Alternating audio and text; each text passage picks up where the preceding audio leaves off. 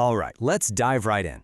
So picture this. It's the 1840s in Denmark, and the very soul of the country is completely up for grabs. But here's the thing. The nation's future wasn't being decided in some quiet palace. Nope, it was being shouted from a windswept hill where thousands of people gathered to demand a voice. So how did all this get started? Well, believe it or not, it all kicked off with a fight over something that sounds kind of small, but it was a huge deal. We're talking about baptism. Okay, so at the heart of this whole thing, you've got the Baptists. They basically stood up and challenged the state's total monopoly on religion. They said, no, we have the right to baptize our own kids, which was a massive act of defiance against the established church and, yep, the king himself. And this was no polite little disagreement. I mean, the history books literally call them embittered discussions. It's like this one issue just lit a match, and suddenly this fire of debate was sweeping across the whole kingdom. It forced everyone, and I mean everyone, to pick a side on this fundamental question of personal freedom. But you see, this whole baptism thing, it was really just a symptom of a much bigger problem. Denmark was at a total crossroads, getting pulled in all these different directions at the same time. So, on one hand, you've got the old guard, right? The absolute monarchy, with all its centuries of tradition and we say, you do authority.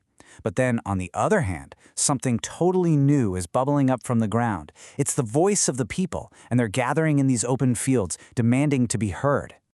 It really all boiled down to three major fault lines. First off, the whole system of absolute monarchy, it was seriously starting to crack under the pressure. Then you have this growing roar, this call for democracy and a real constitution, and it's getting louder by the day. And as if that wasn't enough, there was this really bitter national conflict brewing over language and identity down south in a place called Schleswig. So, with all this tension in the air, where does it all go? Well, it finds an outlet. Let's go to the place where it all boiled over, a hill called Skamlingsbanken. Yeah, this hill, it literally became the stage for a brand new kind of politics. This is where thousands upon thousands of people would come together for what they called folk meetings. They were there to openly debate the future of their country, far away from the prying eyes and control of the capital. I mean, can you imagine? These meetings were absolutely electric. For the first time ever, the brandespørsmål, and that means the burning questions of the day, weren't being discussed behind closed doors by elites. They were being debated out in the open by regular people. I mean, that was a completely revolutionary idea back then. And of course, leading the charge was this whole new cast of national rock stars, basically. You had Orla Lehmann, this brilliant, fiery young orator from the student movement. Then there was Hort Lorentzen, who was this incredibly passionate advocate for the Danish cause in Schleswig. And you also had the powerful academic voice of Professor Clausen. These guys really became the mouthpieces for this new liberal movement.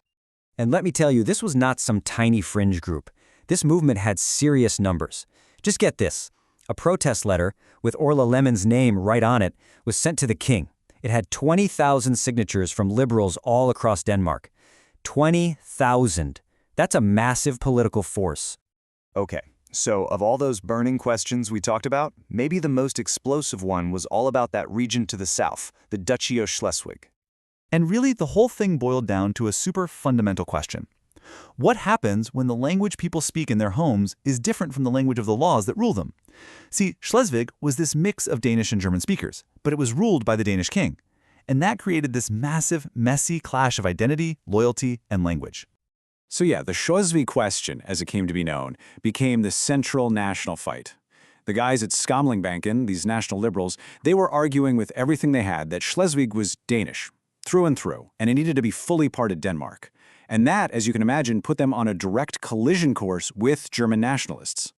And this next part just shows you how deep this conflict really went.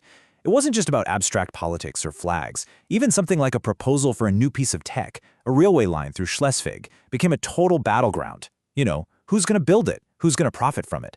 Every little detail was part of this bigger fight for the soul of the nation. It was that intense.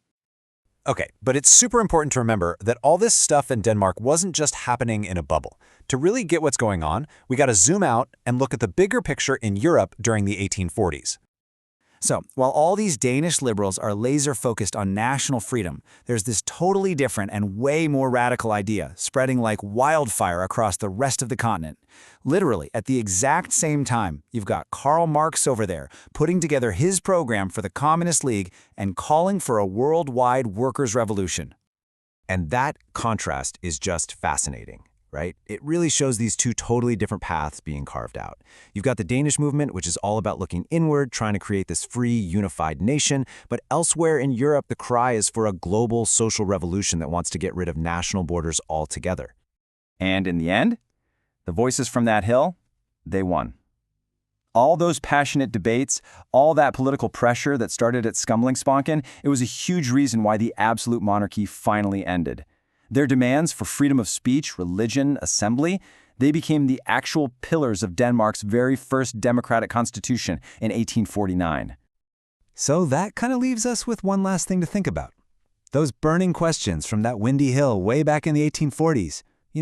Questions about language, identity, who belongs, and what freedom really means?